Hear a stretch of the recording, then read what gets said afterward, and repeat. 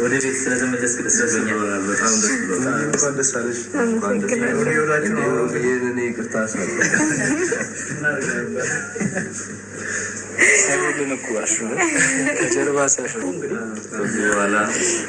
ሴት እንደዚህ ናት።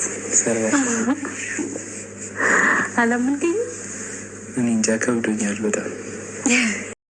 በስተመጨረሻ ናይ ወደ ቤቱ ተመልሷል። ውብዬም ይቅርታ አድርጓለት ዛሬ እጅግ በጣም ደስ የሚልና ለየት ያለ ትዳሯን እንግዲህ አንድ ብላ ልትጀምር በሳቅና በፈገግታ ናይን ተቀብለዋለች። እጅግ አርጌ አስተምሬያለሁ እያለች ትገኛለች። ውድ የዩቱብ ቻናል ተከታታዮቼ ሰላማችሁ ብዝት ይበልላችሁ። እንዴት ናችሁ? ልኝ ደህና ናችሁ? ሁሉ ሰላም ጌታ ይመስገን። እኔ ጋር ሁሉ ሰላም፣ ሁሉ መልካም ነው። እንግዲህ በእነ ውብዬ መጥቼላችኋለሁ። የእነ ውብዬን አብዛኞቻችሁ ታያላችሁ። እንግዲህ ውብዬ የስግደት እህታችን ናት። እንግዲህ በስተመጨረሻ ዛሬ ይቅርታ አድርጓ አስተምራ ናይን ወደ ቤቷ መልሰዋለች ማለት ነው። እስከ ዛሬ ላለውና ላለፈው ሁሉ ይቅርታ ጠይቋለች። ሁሉንም ኢትዮጵያዊ ማለት ነው። እንግዲህ እሷም አጥፍታለች፣ እሱም አጥፍታል። ትክክል እንዳልነበረችም በደንብ ዛሬ ላይ ተናግራለች ማለት ነው። ግን ለትዳሬ ዋጋ መክፈል ስላለብኝና የብልህ ሴት ነው ብላለች። እንግዲህ ብልህ ሴቶች ከውብዬ ጎን ቆሙ ማለት ነው። እንግዲህ ናቲን በደንብ አስተምረዋለች ማለት ነው። ናሁምን በደንብ አስተምረዋለች። እንግዲህ እንዳያችሁ ሰሞኑን ወንድሟ መጥቶ ነበረ። እሷም ደግሞ እንግዲህ ጓደኛ ይዣለሁ ብላ ሌላ ሰው አምጥታ ነበር። ናይም እጅግ እየተናደደ እንዴት እንደዚህ ታደርጊያለሽ እያላት አይተን ነበርና እሱም እንደምታዩት ከአንድ ስንት ሴት እያመጣ እሷም እስከ ቦሌም ደርሷ ለመሳፈርም ብዙ ነገር እንግዲህ ከነፍሰ ጡር እስከ አራስ እስካሁን ድረስ ብዙ አይነት ዋጋ እየከፈለች እያሳየችን ነበረ። እሱም ከቤት እስከ መውጣት ጥሪ እስከ መምጣት እስከ መደብደብ ድረስ ደርሷል።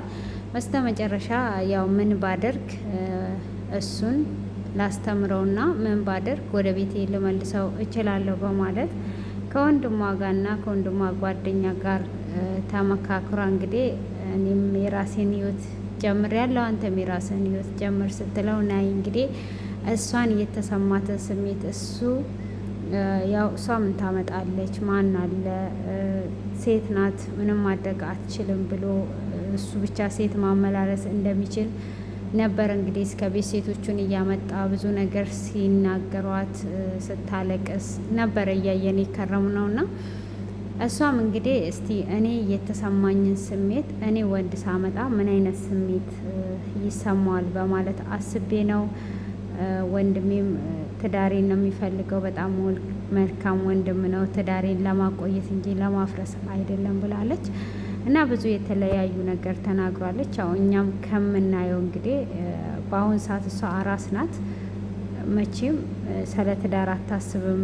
ፍቺም ቢሆን ራሱ በዚህ ሰዓት ስለ ትዳር የምታስብ ሴት አይደለችም። በነገራችን ላይ ጎበዝና ጀግና ሴት ናት። እንግዲህ ከስግደት ሄዷ ህይወቷን እየመራች የምትኖር ጀግና ሴት ናት። ብዙ ነገር እዚህ ምን ያህል ዋጋ እንደሚከፈል የምታውቅ ናትና ስላችሁ አሁን ላይ ትዳርን እስከ ጥግ ድረስ ዛሬ ያው የመጨረሻ በዚህ አይነት ነገር እስከ መጨረሻ ብላ ነበር የመጣችው። እንግዲህ እሱም በዚህ ያው ይቅርታ ተደራርገው ወንድሙ ያኛውም የወንድሙ ጓደኛ መሆኑን ግልጽን ተናግሮ ይቅርታ ተደራርገዋል ማለት ነው። ያው እግዚአብሔር ያጣምረውን ትዳር ሰው ሊበትነው አይችልም። ብዙ ጊዜ እንደዚህ ሴቶች በመሀል ይገባሉ እንጂ መጨረሻቸው ይወድቃል። ግን በወቅቱ ስሜቱ ሊጎዳን ነው።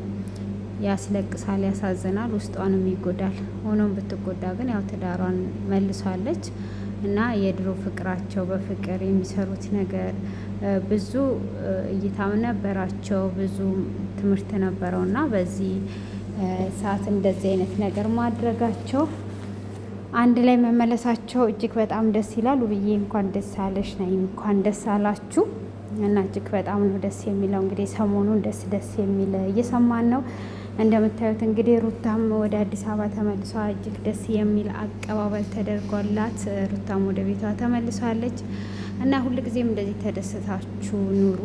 ብዙ የምታስተምሩ ነገሮች ይኖራሉ። እንግዲህ እዚህ ጋር ትዳር በብዙ ጊዜ ቶሎ ግንፍል ብለው ትዳራቸውን ለሚፈቱ ሴቶች እዚህ ጋር ብዙ ትምህርትን ያገኛሉ ብዬ አስባለሁ። ያው ትዳር የያዙ ሰዎች ከዚህ ትዳርን እስከ ጥግ ሄዶ መመለስ ይቻላል።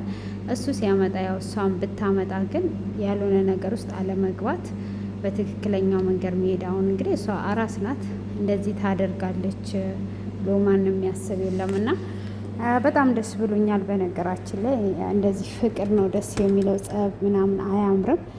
እና በጣም ደስ ያላችሁ ሁላችሁም ኮሜንት ላይ እግዚአብሔር ይመስገን እንኳን ደስ አለሽ እንኳን ደስ አላችሁ እንድትሏቸው እፈልጋለሁኝ።